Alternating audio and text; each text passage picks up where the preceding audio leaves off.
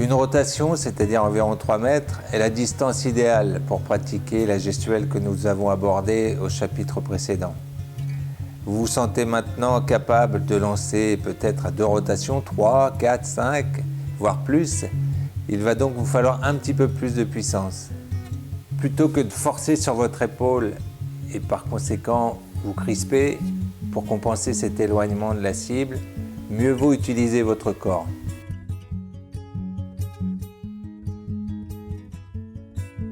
Nous avons vu dans le chapitre 4b que, à courte distance, 3 mètres, la répartition du poids du corps est plutôt 60% sur la jambe avant et 40% sur la jambe arrière.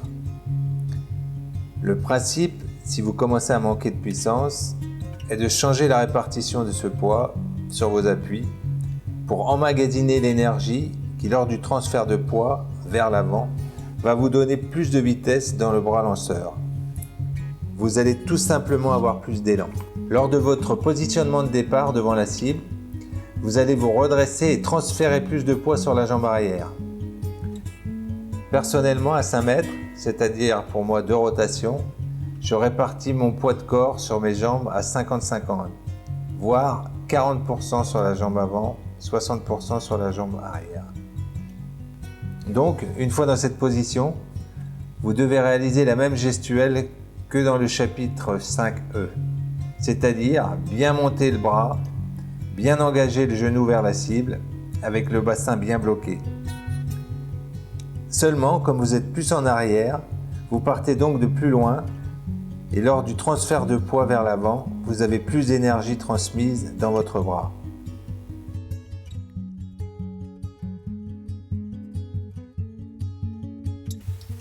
En compétition, nous lançons sur des cibles de précision jusqu'à 7 mètres. Mais il existe une autre épreuve que l'on appelle la longue distance, où le but du jeu est de lancer un couteau le plus loin possible. Pour les meilleurs lanceurs, les distances avoisinent les 20 mètres. Il nous faut donc encore plus de puissance. Je vous propose d'aborder 3 nouvelles positions dans le chapitre suivant. Dans l'épreuve de la longue distance, j'utilise un set de sphinx sans plaquettes. Ma première position, que j'utilise entre 7 et 10 mètres, tout mon poids se situe sur la jambe arrière. La position générale reste la même.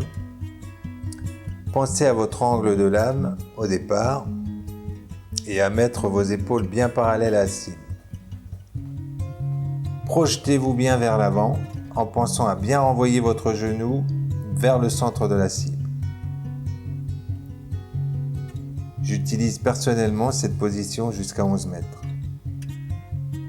À partir de 13 mètres, je prends un pas d'élan.